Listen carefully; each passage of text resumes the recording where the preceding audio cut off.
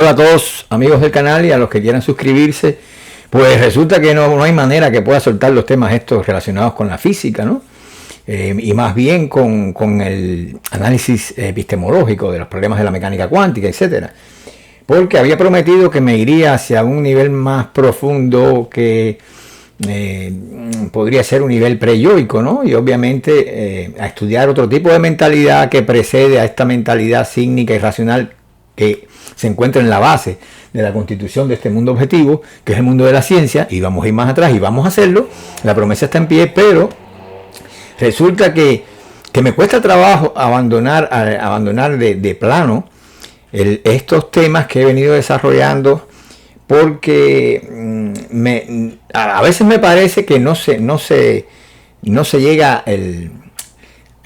no se tiene claro el alcance de los vídeos que le estoy proponiendo. Ahora, hace poco vi un vídeo de un físico muy gracioso él, ¿no?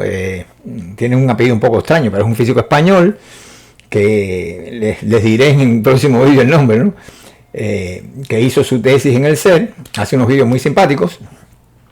Y entonces, pues, veo o sea, la tesis de él estuvo relacionada con el bosón Higgs y toda esa cosa, con el bosón de Higgs. O sea, es un científico en activo, etcétera, etcétera.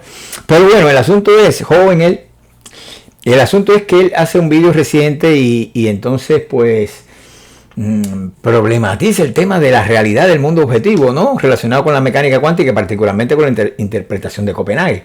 Bueno, se deduce de la interpretación de Copenhague que la realidad no existe, o que depende del observador.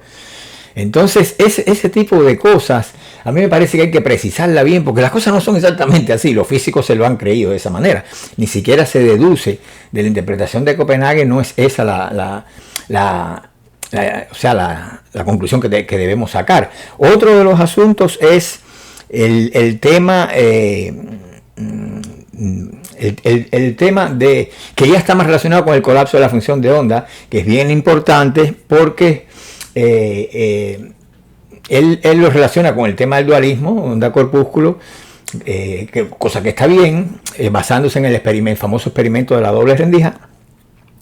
Y este punto también yo creo que tiene solución, que nos dice, bueno, hay un abismo entre el comportamiento ondulatorio de la materia y nuestra experiencia subjetiva, que tiene más de un siglo, ese misterio, y que viene volviendo locos a los físicos. No hay solución para él. Entonces, yo creo, obviamente, quien conoce mi posición sabe que sí la hay, la solución. Y también sabe que la solución yo la he encontrado no solamente apoyándome en la física, sino más bien en la filosofía, ¿no? O sea, recuperando todo lo que la filosofía hizo, que los físicos no lo han visto. Y les puedo adelantar que la mecánica cuántica está desmitificada en mis vídeos. Aquí no hay mistificación ninguna en los resultados de la mecánica cuántica. Pero además, lo más importante es que los físicos, es decir, los filósofos nunca se equivocaron. Ninguno. Desde Zenón de Bea en el siglo V, antes de nuestra era, hasta los últimos grandes clásicos de la filosofía. Recuerden que para mí, el que sencillamente es un profesional de la filosofía, el que es un profesor, el que vive su salario y cumple con lo que tiene que hacer para que le paguen, etcétera, etcétera, pues ese para mí no es un filósofo. O sea, si no tiene sistema filosófico, no da explicación a las preguntas fundamentales de la filosofía, pues obviamente no lo puedo considerar filósofo. Entonces, esa siempre ha sido mi posición. Pero bueno, estas dos cosas que le hablo, que debo resolverla, en cierto modo, yo las he tratado aquí, pero de una forma mucho más clara, y teniendo en cuenta este vídeo, antes de pasar a este tránsito que vamos a hacer, donde vamos a indagar en el mundo de la antropología más que en el de la física, ¿verdad? También en el psicoanálisis, vamos a la fenomenología, vamos a movilizar otras ciencias para entender cuál es la estructura de la realidad y qué es lo que realmente nosotros no entendemos, la ciencia no entiende, y cuáles son los problemas o por qué estos problemas no han tenido solución y cuál es la solución, porque si las hay, aquí no pasa absolutamente nada raro, ¿ok? Pero vamos como dije ya, a un nivel más profundo, ¿no? Sin embargo, estas cosas quiero puntualizarla para que no queden pendientes, no queden colgando, ¿no? Así es que, por ejemplo, quien me está viendo, yo les diría, vamos a recordar a Einstein en el tema este de si existe el mundo objetivo o no existe el mundo objetivo, si existe la realidad, si la interpretación de Copenhague, la mecánica cuántica, es una especie de rechazo o de demostración de la irrealidad del mundo, de la realidad objetiva, etcétera, etcétera.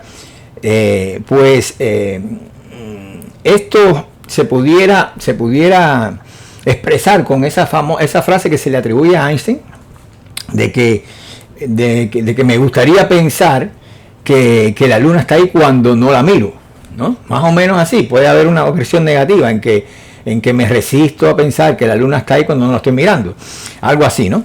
Entonces esto está relacionado con el tema del realismo. Einstein, ustedes saben que era realista, un realista ingenuo, como yo le llamaría, de estos tipos que creen en que la realidad objetiva no es la existencia de la realidad objetiva, porque eso es una cosa contradictoria. O sea, la realidad objetiva tiene una naturaleza que no es compatible con la existencia, pero eso vamos a verlo después. Pero bueno, el asunto es que el hecho de reducir más bien, porque no es tanto la creencia que es una creencia en la realidad objetiva, como el hecho de reducir la realidad a la realidad objetiva. Ahí es donde está el error.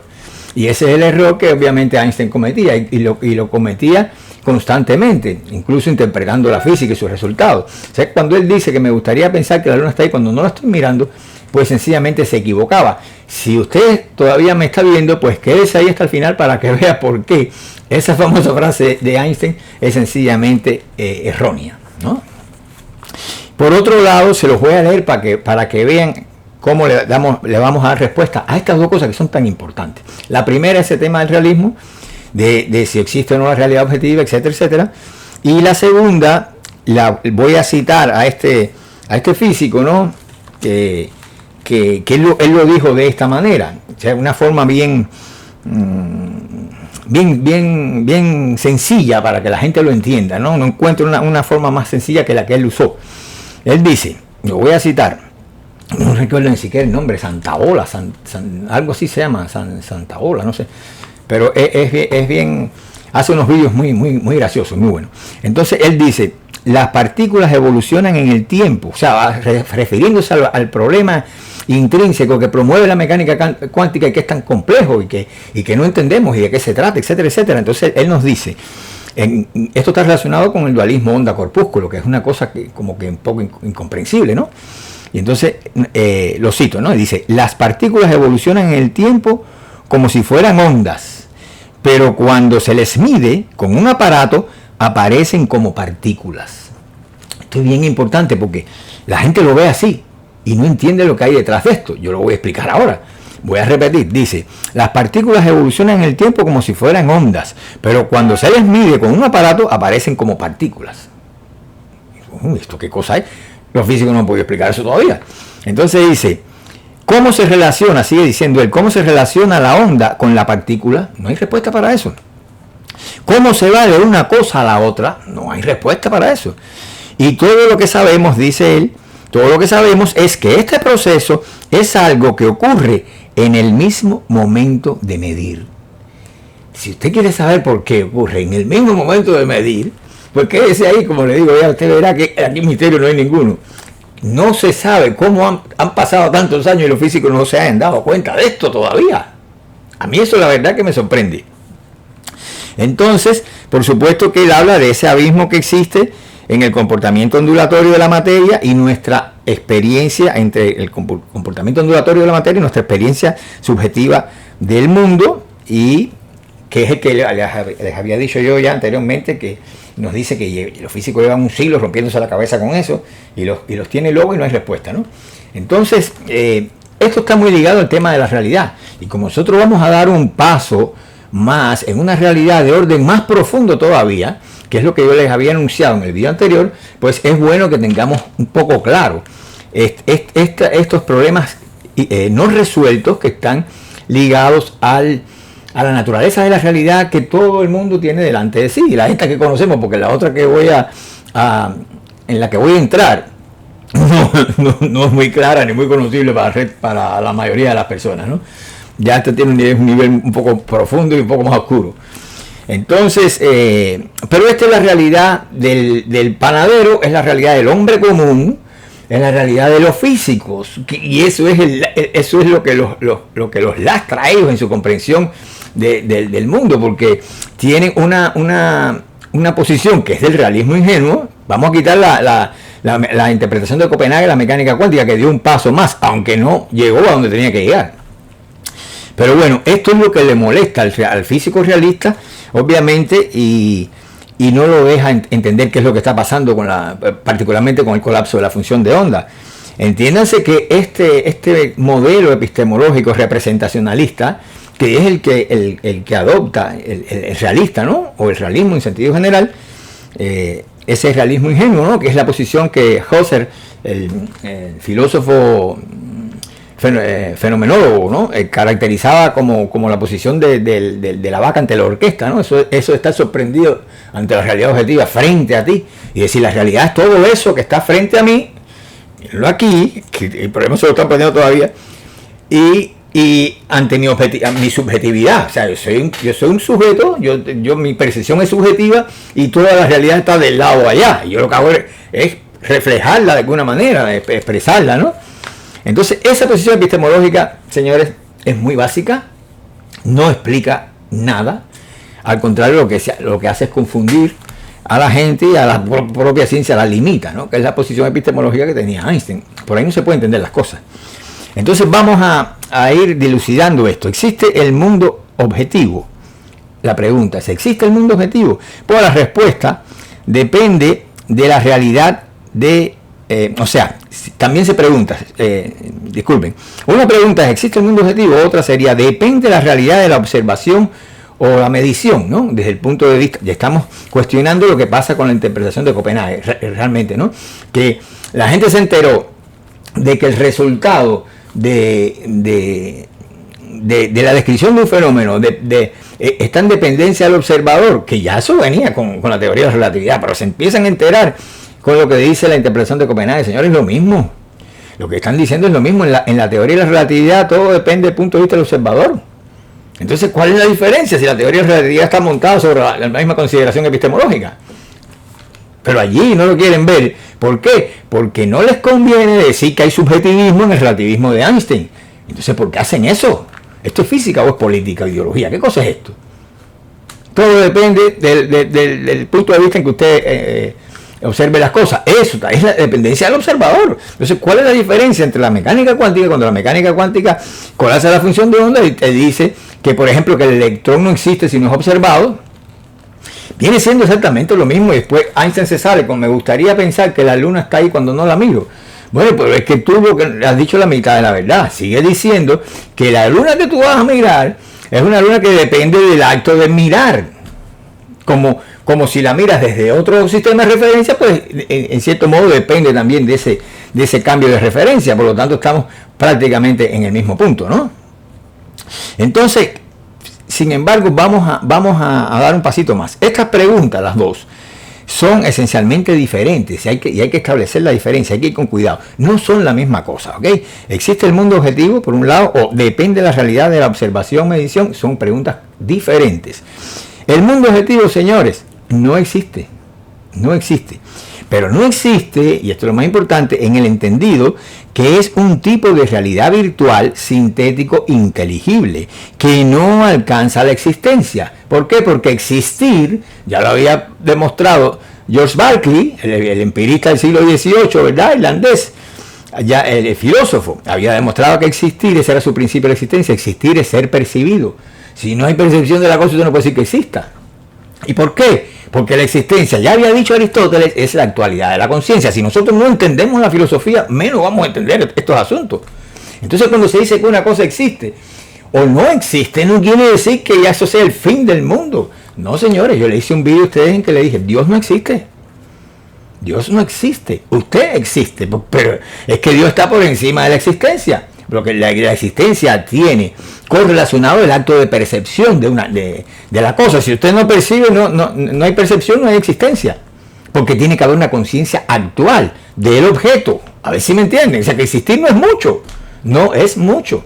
Y Dios es mucho más que la existencia. Por eso podemos decir que Dios no existe. Pero usted, que no es nada, que es un individuo, usted sí puede decir que existe. Usted existe, sí, pero con eso no gana mucho, la verdad.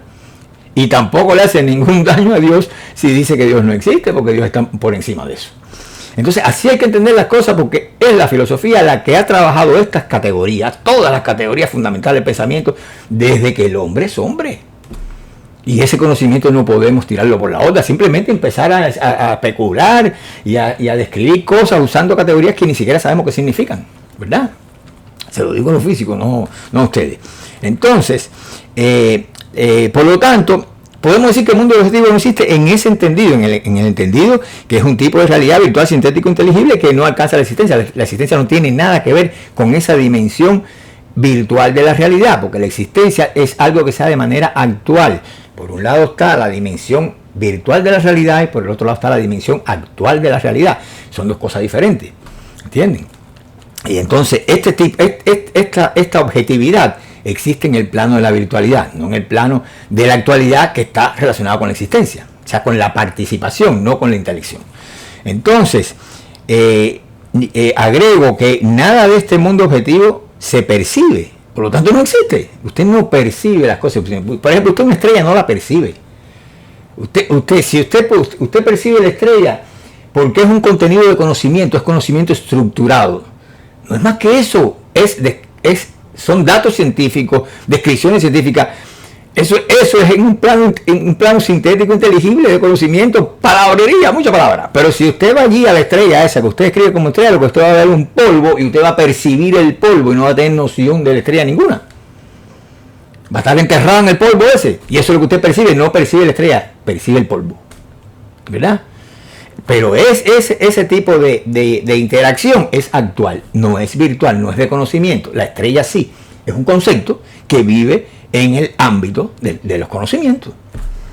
La estrella, ¿verdad? Eso es un signo, una cosa con significado, ¿verdad? Eso es lo que tiene que usted diferenciar. Cuando dice la estrella, cuando de verdad está percibiendo el polvo. Son dos cosas diferentes. Entonces, por lo tanto, le decía que nada en este mundo objetivo es perceptible, se percibe. Es una realidad, este mundo objetivo de conocimiento, que presupone la contraposición sujeto-objeto, obviamente. Entonces eso es lo que le da el tipo de racionalidad que tienen todos estos contenidos inteligibles, ¿verdad? Que es la descripción científica del universo. Son contenidos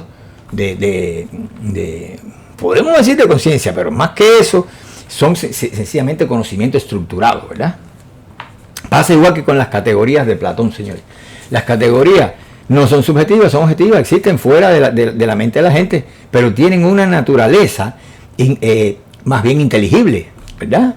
Si quieren, yo le hago un vídeo y le explico, le hablo de Platón para que entienda, porque eso es un punto muy importante, un paso muy importante en conocimiento humano, que quien no conoce a Platón, señores, nunca va a entender nada.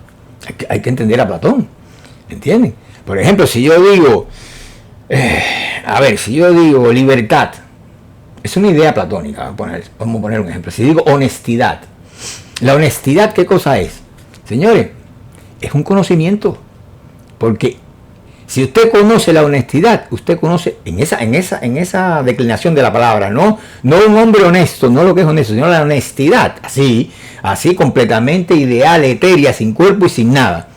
Esa idea, la idea de honestidad, usted conoce todo lo que hay que saber acerca de las personas honestas.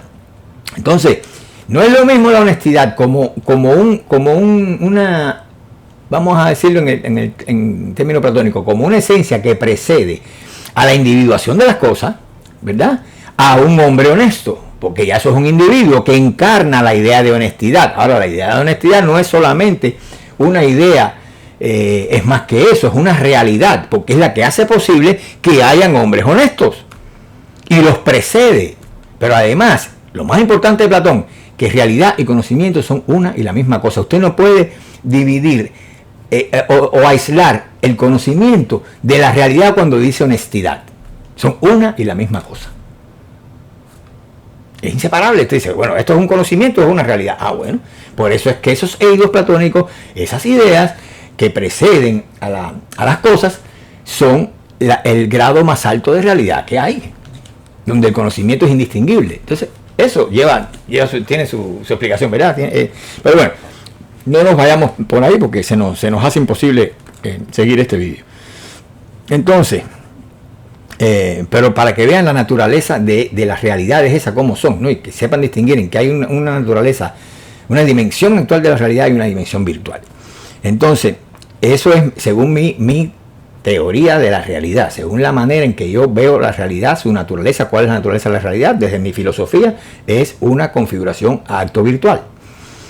No la reduzco ni al mundo objetivo, ni a la percepción, que sea la que la observación sea la que le dé realidad a la cosa. Si la cosa no existe sino observada, esos son momentos, pero en un sentido más amplio y más general, es una configuración acto virtual que tiene los dos momentos, el actual y el virtual, lo real, ¿no? En mi interpretación, obviamente, ¿no? Entonces, el mundo objetivo, sin embargo, no terminemos con él, ahí tiene algo diferente que es interesante. A pesar de lo que he dicho ya, el mundo objetivo sí que es un entretejido virtual, ¿no? Que forma parte de una realidad de conocimiento estructurado, o sea, lo acabo de decir, ¿no? Pero en este sentido, y solo en este sentido, es que podemos decir que es real. ¿Por qué? Porque la realidad también es virtual, tiene su lado de virtualidad, que es. Y este tipo de realidad de conocimiento, como lo es el mundo objetivo, que es una realidad de conocimiento, pues obviamente no podemos decir que no sea real. No es que no existe, pero es real, en el sentido de que es una realidad de tipo virtual, sintético, inteligible. ¿Okay? Pero no necesariamente existente, no necesariamente tiene que existir, ¿verdad? Ahora bien, no confundan el existir con que la cosa está ahí y no confundan los términos. Recuerden ya lo que yo expliqué de la existencia, echen el vídeo hacia atrás y vean la diferencia, vean qué poca cosa es la existencia, ¿no? Cuando se compara con la realidad. O sea, no es lo mismo ser real que existir. Ahora bien, ¿depende la realidad de la observación-medición? Bueno, claro que sí, claro que depende. En cualquiera de sus dimensiones, sea la actual o sea la virtual, la realidad está correlacionada con la intelección o la participación. Inteligimos cuando estamos en un plano virtual de la realidad, interactuando. Las cosas se inteligen. Esos contenidos de la ciencia son para inteligir, no son para oler, para tocar, para ver. Eso no se ve. ¿Qué? No se toca, no se huele. Entonces, les decía que si depende, a la pregunta, ¿depende de la realidad de observación, medición? Claro que sí. En cualquiera de sus dimensiones, actual o virtual, la realidad está correlacionada con la intelección o la participación. Están ahí, no se puede separar de lo real, ¿verdad? En este sentido, no hay realidad ajena a la interacción, no la hay. Ahora bien, vamos a la interpretación de Copenhague, vamos a volver. ¿Qué pasa con la interpretación de Copenhague? Esta que supuestamente reduce o acaba con la idea de la realidad del mundo objetivo, etcétera, que las cosas son irreales, todo eso que se ha dicho, ¿no? Porque dependen de la medición, observación, etcétera. La realidad no existe si no es observada o medida. Más o menos ese es el planteamiento que se le da a la interpretación de Copenhague, en este sentido, con el cual se identifica. Y esto obviamente significa el fin del realismo. Pero es que eso lo dijo Berkeley ya, el filósofo Berkeley. Eso es exactamente lo que dijo Berkeley. La realidad no existe si no es observada. Berkeley lo dijo igual, o sea, que no toda la interpretación de Copenhague es berkeleyana, ante todo.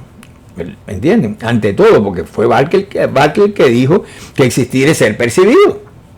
Así que si la realidad no existe, si no es observada, percibida, medida, usted lo que está es volviendo a la filosofía de Berkeley. Y yo contento porque para mí Berkeley no estaba equivocado, ¿ok? Como no está equivocado ningún filósofo, ni siquiera Zenón. Nunca lo estuvo y sus paradojas están bien. Entonces, sin embargo, de aquí no se sigue que no exista el mundo objetivo, en el sentido de que no sea real, ¿ok? O para ser más exacto, no es que no exista, sino que no se sigue que no sea real, ¿no? No existe, y en ello coincidimos todos, es decir, Berkeley, la mecánica cuántica, la epistemología, específicamente la epistemología del idealismo alemán post-kantiano, pero es real en el sentido virtual. No existe el mundo objetivo, sino que es real en el sentido virtual, ¿no? Y ya esto obviamente soy yo despejando a Berkeley, ¿no? De eso se trata, para que no haya contradicción, ¿no? No haya contradicción. Es decir que para ser más exacto, no se sigue que no sea, del hecho de que no exista el mundo objetivo, no se sigue que no sea real, atendiendo a mi interpretación de la realidad, obviamente. Yo puedo explicar todas estas cosas sin ningún tipo de contradicciones, ¿no? Hasta aquí todo bien. No podemos excluir al sujeto de la definición de realidad que propongamos, sencillamente. ¿Por qué? Porque la subjetividad es, si quiero decirlo así, es parte esencial de esa realidad que se quiere describir, ¿no? A la real esto es al punto que tenemos que llegar para situarnos en el punto de vista de la epistemología del idealismo alemán postkantiano, de Kant, Fichte, Schelling y Hegel, pero sobre todo de Hegel, ¿no? O sea, es importante esto, no reducir la realidad a la objetividad, no reducir la realidad a la esfera del objeto, sino que real es la interacción sujeto-objeto.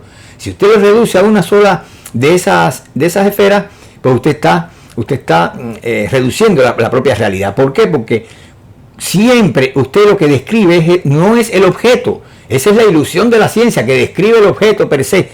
Falso, usted lo que describe es el resultado de la interacción sujeto-objeto. Eso es lo único real. ¿Me entienden? Y ese punto hay que pararse firme en ese punto. Firme, para no errar el camino. O sea, nunca se conoce ni se describe un objeto sin sujeto o un sujeto sin objeto. O sea, lo único real es la interacción sujeto-objeto y no el objeto per se que precede al conocimiento. Eso no existe, eso es la cosa en sí kantiana. ¿Me entienden? Justamente ese es el concepto de la cosa en sí kantiana. Pero eso no existe, ¿no? Esto es básicamente, si nosotros nos ponemos en el punto de vista de la interacción sujeto-objeto como lo real, esto está en plena concordancia con la interpretación de Copenhague, para que la entiendan mejor y no de una forma superficial. Pues esto sería ya la epistemología del idealismo alemán, que es lo que le estoy diciendo yo. Y por supuesto recoge también, esta postura recoge a Berkeley, a Kant, incluso, ¿no? Con su concepto de fenómeno. O sea, que Kant reducía el concepto de fenómeno es el campo abarcado por la experiencia, por la propia relación sujeto-objeto. Eso es lo real, no la cosa en sí, que es una abstracción. ¿Ok? Entonces, si no el fenómeno, ¿no? Hablando ya en términos kantianos. Hay que desechar la cosa en sí, como lo hizo el idealismo alemán postkantiano, que lo desechó y criticó a Kant por no haber sido lo suficientemente enérgico y dejar la cosa en sí como una nebulosa ahí todavía pendiente. No, la cosa en sí hay que rechazarla de plano, y eso fue lo que hizo el idealismo alemán postkantiano con su epistemología, ¿no? ¿Por qué? Porque entre otras cosas esas realidades objetivas, esa idea de que la realidad objetiva es toda la realidad, esas ideas de cosas en sí que existen fuera, independiente de la conciencia o más allá del acto de la percepción, o esa luna que debe estar ahí aunque yo no la esté mirando, etcétera, etcétera, ¿verdad? Pues conducen al realismo, este realismo ingenuo, al materialismo, al escepticismo y al agnosticismo. Y eso fue lo que dijo Berkeley. La obra de Berkeley está sustentada sobre el hecho de que existir es ser percibido y que existir es percibir para las mentes, los espíritus, ¿no? Para las cosas materiales existir es ser percibida, y su obra está toda dirigida ¿contra qué? Contra el materialismo, contra el escepticismo, contra el gnosticismo, porque se da cuenta que esas ideas, que esa ilusión que Kant llamaría después la cosa en sí, ¿verdad? Pues es el soporte de todas las concepciones agnósticas y materialistas. ¿Okay? Ahora veamos qué nos dice realmente la mecánica cuántica al final de la historia, ¿no? O sea, el entrelazamiento cuántico, señores, vamos a partir de ahí con todo lo premio Nobel y todo, eso es wishful thinking, pura ilusión.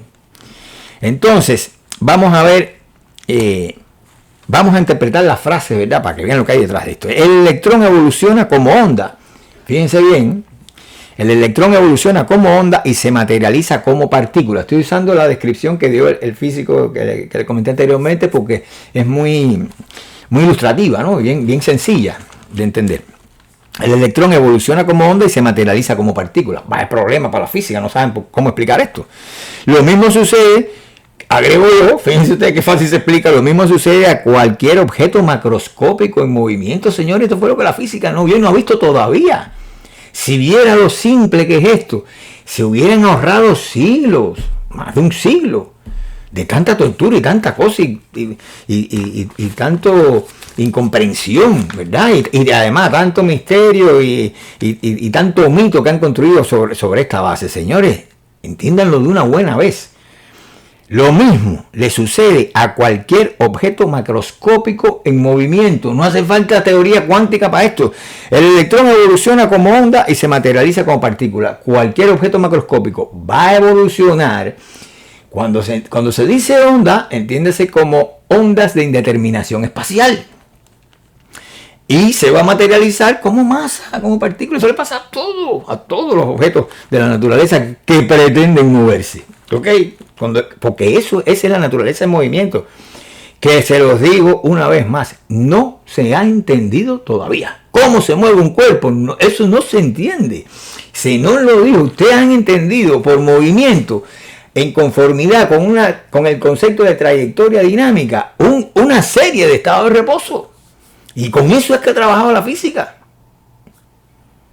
Entonces, si no se ha entendido el movimiento, todavía hoy no se entiende. ¿Cómo quieren entender la mecánica cuántica que le está diciendo? Miren lo que está pasando aquí. Porque el movimiento es algo que nosotros no sabíamos.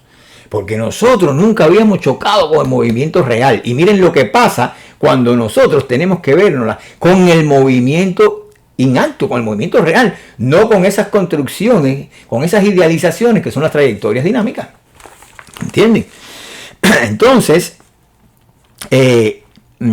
vamos incluso a corregir el lenguaje. Vamos a traducir esto. A ver, el electrón evoluciona como onda y se materializa como partícula. Vamos a ser más preciso todavía.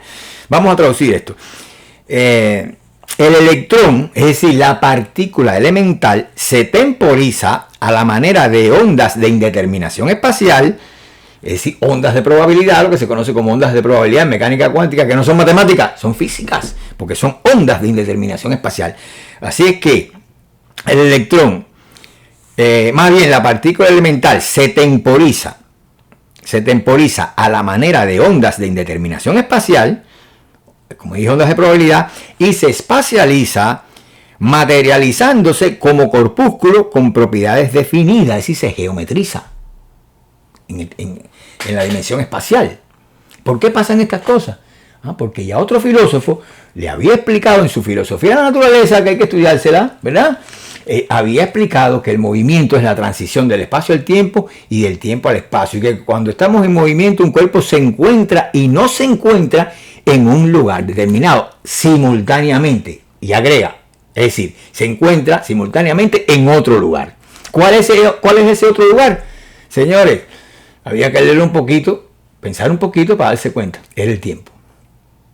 El tiempo. Así que durante el movimiento, una partícula, un cuerpo macroscópico, lo que sea, se encuentra simultáneamente en espacio y tiempo. Pero esto es una manera de hablar muy clásica y muy básica. En la vida real hay que decir que durante el movimiento el cuerpo se espacializa y se temporiza. Esa es la realidad, ¿verdad? Pero bueno, si lo traducimos a un lenguaje de la física clásica, donde todavía el espacio y el tiempo son estantes, y eso es que se encuentra simultáneamente espacio y tiempo, como todo el mundo piensa en el cuadro clásico del universo, pero la diferencia está en que espacio y tiempo no se dan de forma simultánea. No los tenemos simultáneamente. Si tenemos a uno, no tenemos al otro, pero necesitamos los dos para tener movimiento, y la única manera en que esas dos cosas que se excluyen entre sí pueden estar presentes simultáneamente es mediante la transición de la una a la otra, es decir, del espacio al tiempo y viceversa. Y eso es la base del principio de incertidumbre de Heisenberg, para que vean que aquí no hay nada que no tenga coherencia y no tenga explicación. Física y filosofía unidas. No pasa absolutamente nada. Si no lo entendimos, el problema no es ni de la filosofía, ni mucho menos de la filosofía. Es que no supimos entenderlo. ¿Ok? Entonces, ahí tenemos a Heisenberg y a Hegel juntos. Ahora, toda vez que hemos entendido esto, no existe, podemos decir que no existe el dualismo si por ello se entienden dos entidades a sí mismas idénticas. O sea, la onda es una cosa y el corpúsculo es otra cosa. Me gusta decir corpúsculo, no partícula. El concepto de partícula elemental es onda y corpúsculo, las dos cosas, ¿ves? Pero en lugar de decir de contraponer la partícula a la onda, debemos contraponer el corpúsculo, ¿ok? Entonces, yo les decía que no existe tal dualismo si por ello se entienden dos entidades completamente diferentes entre sí, o dos entidades a sí mismas idénticas, como una onda y un corpúsculo, en el estilo clásico, ¿no? Se trata de la misma cosa, que es lo que hay que entender. Y quien más se acercó fue obviamente de Broglie con su teoría de la onda piloto, que él tuvo que renunciar a esa idea de la onda piloto, porque obviamente la idea de Max Born era mucho más profunda, más ingeniosa, y esa fue la que él adoptó al final, la idea de la onda de probabilidad, ¿verdad? Entonces se trata de la misma cosa, decir una onda es un corpúsculo en movimiento y eso es lo que tienen que entender, fíjense bien. ¿Cómo se resuelve todo este rollo? ¿Cómo entender esto que nos pidió el físico aquí? Voy a citarlo de nuevo para que no se lo olvide. Las partículas evolucionan en el tiempo como si fueran ondas, pero cuando se les mide con un aparato aparecen como partículas. ¿Ok? ¿Cómo se relaciona la onda con la partícula? ¿Cómo se va de una cosa a la otra? Y todo lo que sabemos es que este proceso ocurre en el mismo momento de medir. Entonces, decíamos aquí que se trata, cuando hablamos de la onda y el corpúsculo, se trata de la misma cosa. Fíjense bien, una onda es un corpúsculo en movimiento. De eso se trata todo, está el secreto de todo. ¿En conformidad con quién? Con Heisenberg y con Hegel. Una onda es un corpúsculo en movimiento. Esa es mi conclusión sobre la base del estudio de todas esas generaciones de filósofos y físicos monstruos, ¿verdad? Una onda es un corpúsculo en movimiento y un corpúsculo es una onda en reposo. De Broglie estuvo muy cerca de eso. Repito, una onda es un corpúsculo en movimiento y un corpúsculo es una onda en reposo. Por eso no hay tal dualismo si se entiende como dos entidades separadas, asimismo idénticas, ¿verdad? Diferentes, pero sí lo hay si se entiende la dialéctica que hay debajo de esto, de que una onda es sencillamente, como había dicho, es un corpúsculo en movimiento, no tiene localización, y por lo tanto no tiene localización, tiene un comportamiento ondulatorio, porque no hay nada ahí material en el espacio que tú puedas decir está aquí, ahí no hay nada en ningún lugar, porque si estuviera ahí, estuviera en reposo. Eso lo dijo ¿quién? Zenón. Entonces, una onda es un corpúsculo, y un corpúsculo es una onda en reposo, ¿verdad? Así es que, y esto también de Broglie lo demostró cuando la longitud de onda tiende a cero. Eso de Broglie lo había dicho también. Si se prefiere, podemos decir esto en otros términos. Una onda es la descripción del corpúsculo desde el ángulo temporio, fíjense que no digo temporal, temporio, y un corpúsculo es la descripción de una onda desde el ángulo geométrico espacial. De eso se trata. ¿Cuál es el misterio? Si eso lo podemos ver en los cuerpos macroscópicos, ¿verdad? Entonces, ¿por qué en definitiva colapsa la función de onda? Que es el polvo de la roca polvo, todo lo que nadie entiende y todo el mundo quiere explicar.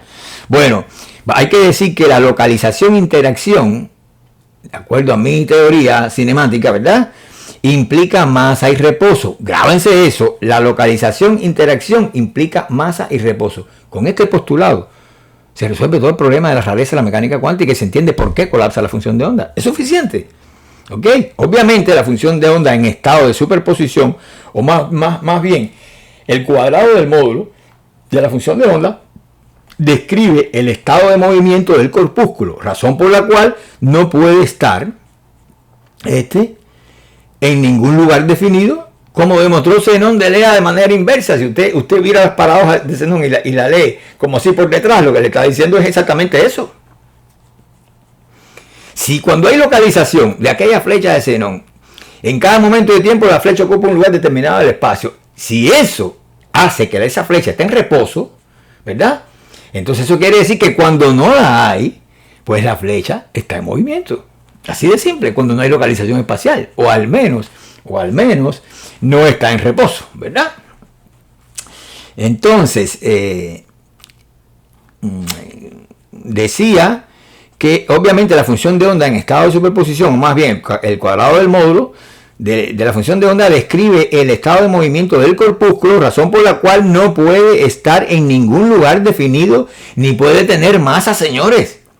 Esto es coherencia, como le digo, tiene que ser así para que la teoría sea, como decía Einstein, internamente perfecta y externamente justificada. Tiene que tener una coherencia interna. Por lo tanto, no queda otra salida que introducir el principio de la masa de que la masa, de que la localización, la interacción, en sentido general, la interacción, localización, colisión, todo ese paquete está relacionado con la masa y con el reposo.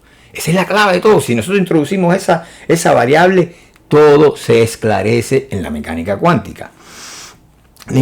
Y así es que les decía que el corpúsculo, vamos de nuevo, o más bien, a ver, obviamente la función de onda en estado de superposición, o más bien el cuadrado del módulo, describe el estado de movimiento del corpúsculo, razón por la cual no puede estar este corpúsculo en ningún lugar definido ni puede tener masa, como obviamente como yo postulo con mi interpretación, ¿no?, del origen de la masa, que ustedes saben que yo la relaciono con la colisión.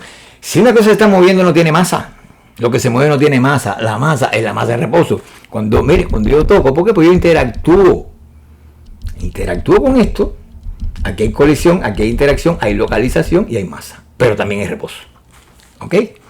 Pero si yo no puedo hacer una cosa, si esa cosa no está en ningún lugar del espacio porque se está moviendo, no hay masa, señores, ni tampoco reposo. Entonces, si entendemos eso, entendemos por qué colapsa la función de onda. Es así tan simple, ¿verdad? Vamos a explicarlo, vamos de nuevo al spinner. Vamos a explicarle al spinner de nuevo, ¿ok? Miren esto. Vamos a seleccionar cualquiera de las aspas del spinner, cualquiera de ellas. Digamos esta, ¿ok? ¿Y qué podemos decir ahí? El aspa evoluciona, es decir, se mueve, según la terminología aquí que usó el físico se mueve como onda y se materializa, es decir, cobra masa y reposo como corpúsculo. Vamos a interactuar con ella. Aquí lo tenemos. Aquí tenemos masa, tenemos reposo y tenemos geometría. Pero yo no puedo decir que yo tenga eso aquí, porque no está en ningún lugar. Ahora mismo esa aspa no está en un lugar definido, está esparcida por toda una zona de indeterminación, ocupando con la misma probabilidad, o sea, con igual probabilidad, está esparcida por un volumen. ¿Entienden? Esto es mecánica cuántica con un spinner. Mírenlo ahí. Entonces, por lo tanto, como les decía, el aspa evoluciona, o sea, se mueve como onda, mírenlo ahí, onda de probabilidad, recuerden, esto no es una onda acústica, no es una onda en el agua ni nada de eso, como onda de probabilidad de localización espacial, que es lo que es el cuadrado del módulo de función de onda. Ese concepto de onda de probabilidad de la mecánica cuántica, ese es el sentido que tiene. Ella se mueve, este aspa se mueve o evoluciona, como dice el físico, como onda, mírenlo ahí, onda de probabilidad de localización espacial, y se materializa, entiéndase, cobra masa, cobra geometría y también reposo como corpúsculo. Vamos a ver el corpúsculo ahora, ahí lo tienen. Un sólido. Aquí tienen ese sólido que cuando colapsa la función de onda, esa onda deviene un sólido, ¿verdad? Pero ¿por qué deviene un sólido? ¿Por qué aparece? ¿Por qué cobra geometría esa partícula? Sencillamente porque se interactúa con el detector. Y cuando hay interacción, fíjense que yo no tengo que usar sujeto, observador, ni físico, ni nada. Cuando hay interacción, entonces, cuando hay interacción, hay localización, hay colisión, hay masa. Ahí tienen el electrón localizado con masa. Mírenlo ahí. Pero también hay reposo, recuerden. Entonces, finalmente, hablando del colapso, podría decirse que todo el universo físico estrellado colapsa también. El mundo objetivo íntegro colapsa, ya que estamos hablando de colapso, cuando, siguiendo a Husserl, el fenomenólogo, ¿no?, que inventó la fenomenología trascendental, aplicamos in actu la reducción fenomenológica. O sea, Husserl, este filósofo, ustedes saben que es conocido por la fenomenología, uno de sus conceptos centrales es la reducción fenomenológica, mediante la cual él muestra que el ego trascendental, es decir, vamos a decirle yo para que me entiendan mejor, es el constituidor del mundo objetivo. Husserl va hacia atrás, desmontando todo eso, reduciendo fenomenológicamente todos los contenidos de conciencia, y llega a que el ego trascendental es lo que se encuentra como soporte y constituidor del mundo objetivo. Fue el ego el que constituyó todo eso, el ego trascendental de Husserl. Entonces, quiere decir eso, que toda esa realidad objetiva colapsa, ¿ok? Eso es un tipo de colapso también, ¿no? Hablando de colapso, ¿no? Así que si aplicamos obviamente en acto la reducción fenomenológica, o más bien, yo diría que lo que yo llamo reducción epistemológica, por realidad yo uso la de Husserl hasta un punto y continúo con la mía, ¿no? Que va más allá del ego trascendental, porque esa es la gracia del asunto, ir más allá de donde Husserl se quedó. Husserl se quedó en el ego trascendental como constituidor del mundo objetivo, y yo voy mucho más atrás del ego trascendental para averiguar cómo fue que surgió ese ego y cómo fue que tuvo lugar, qué hay detrás del ego y qué hay anterior al ego trascendental, ¿no? Eso es lo que voy a explicarle yo en los próximos vídeos, que ya le venía prometiendo, ¿no? En el giro que íbamos a darnos, que nos íbamos a salir de la física y de la realidad objetiva y todas esas cosas. Entonces,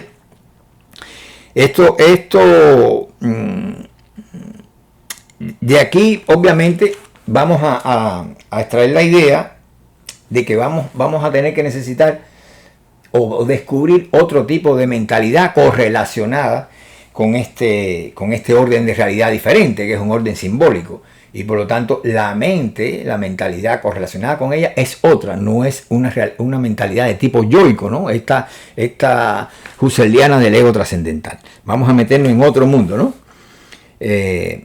Y un mundo que precede obviamente al mundo racional, al universo objetivo de la física. Vamos a ir antes de eso, porque el error de la física y de toda la ciencia está, como creo que dije en el video anterior, en que parte de un principio condicionado, según el cual, o sea, se presupone ya un sujeto del conocimiento, y entonces a partir de ahí se empieza a tejer la idea de que ese mundo objetivo, ese universo estrellado que tiene a ese sujeto correlacionado, y que hasta se pudiera decir que lo precede, pues es la realidad toda. Ese es el error que tienen los físicos.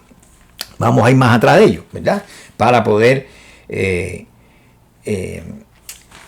vamos a sumergirnos en otro orden de realidad, para poder incluso entender por qué la ciencia y cuáles son sus resultados y cuáles son sus limitaciones, y hasta dónde ella llega y hasta dónde no puede llegar.